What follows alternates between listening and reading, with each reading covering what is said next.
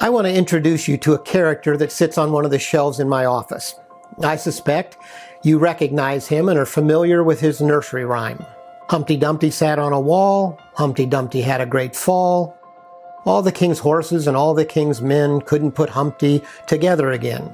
He sits in my office because he carries an important message for us as therapists. That message has to do with the why of Humpty's fall. I may know something important that the nursery rhyme doesn't tell us.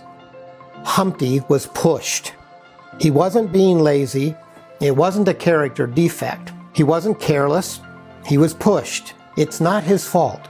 The same thing is true for those that we work with.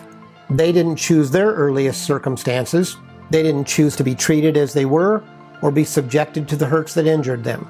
They didn't choose their trauma or their adverse childhood experiences. It is trauma that pushes people off the wall.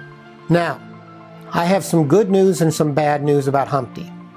The bad news is his condition is no accident. People are broken because they've been pushed. Broken people often break people. Hurt people often hurt people. Now the good news is that all the king's horses and all the king's men and women have gotten smarter over the years. Understanding the role that trauma plays in people's struggles helps us understand the brokenness of those that we see and how we help them heal. It's all about trauma and our unresolved stories.